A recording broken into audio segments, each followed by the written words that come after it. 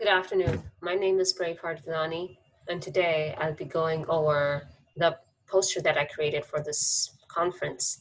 The name of this poster is Empowerment Feedback, Using System Dynamics to Develop and Improve Refugee Ecologies. This was prepared by me, Flora Cohen, who's a PhD student in the Brown School of Social Work, and Rita Rashid, who's also a PhD student in the Brown School of Social Work. I prepared this poster while working for a class on prevention and promotion of health prevention strategies within various ecologies and chose refugee ecologies to test this particular model. At a higher level, this poster talks about how do we use group model building to scaffold and develop supporting strategies for refugees at various levels, right? So we're going to stagger various support systems, and we're going to do them using group model building so that we actually input the values and the feedback that the refugees need rather than doing what those of us who are not within that ecosystem think that is needed.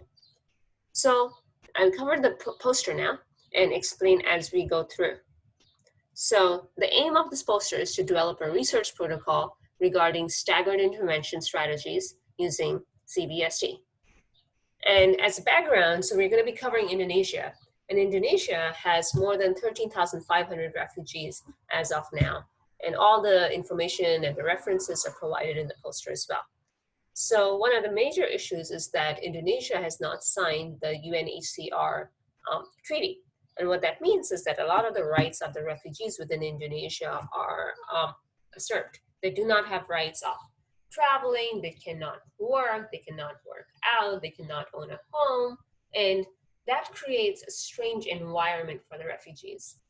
Another thing to keep in mind is that these refugees are trapped within Indonesia for a long period of time. So this can be from a few months to up to a couple of decades. So this is not a small stop, right? Like they're there for a couple of decades. And again, that builds into the ecosystem.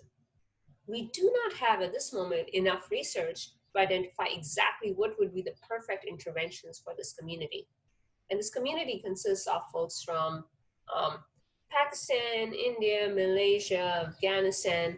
And so it's similar, but very different communities. Perhaps similar religion most of the times, but different cultural, social backgrounds. Another thing to know about these communities are that they are, most of those folks are highly educated. They have been able to leave their war-torn nations and come here.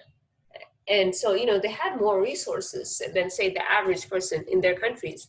But now all their talents and resources are being wasted.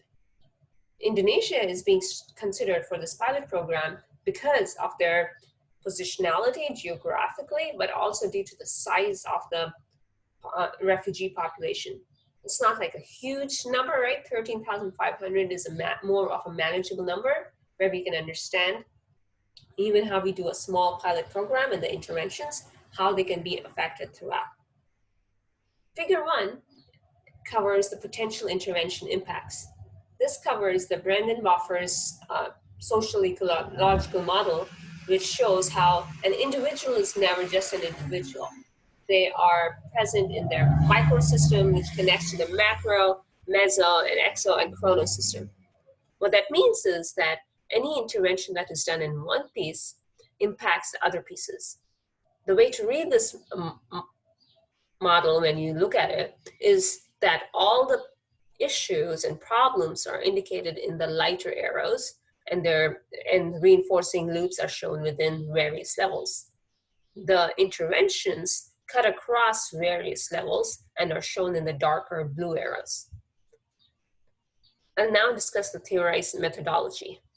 So the strategy would be to do iterative GMB sessions in order to scale and transfer the current evidence-based programs while adding the cultural and specific context of Indonesia.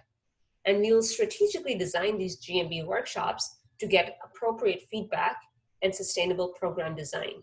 And we'll design these based on the current population we're dealing with, based on genders, ethnicities, the various other social issues that come up within such a camp. Also, the plan is to provide strong skeleton models for the individuals to build off from. It doesn't always make sense to start from a clean sheet of paper.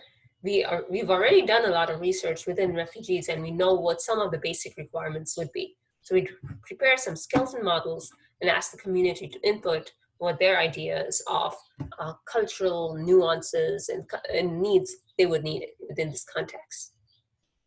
So going to figure two shows all the impacts that are happening due to the current issue within Indonesia and perhaps globally due to refugees. So there's capital drain, there's impacts on economy, community tension, lost opportunity, lots of lost finances, lack of goal, and of course, a lot of waste of intellect.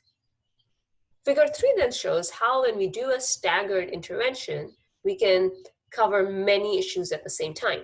So for example, when we do the CBT, which stands for Cognitive Behavior Therapy groups, individually and within groups, we can see how they will cover various aspects of community relations, providing highly productive employment, and social mobility. The final figure on this poster is the theorized staggered feedback. As you look at it, you'll see how every level of intervention supports the earlier level of intervention as well as the one above it. And this is why we need staggered interventions rather than just one-off interventions to support programmatic changes or a dynamic timescale. So in conclusion, interventions identified by group model building workshops in Indonesia could offer unique possibilities for impactful multi-level work. And it will be very critical to focus on the micro level first, right, on the individual. Individuals and communities carrying multiple forms of trauma will not be able to make comprehensive utilization of social political supports if their own trauma is not managed. And it's very important for this approach to utilize community input, support, and buy-in. Without that, this program wouldn't work. Every intervention should be focused on both long and short-term sustainability. These are people we're working with, and we need to honor and value their experiences. And finally, further research is needed to identify the best strategies for including marginalized voices within GMB workshops. So thank you, and I'm open for questions and feedback.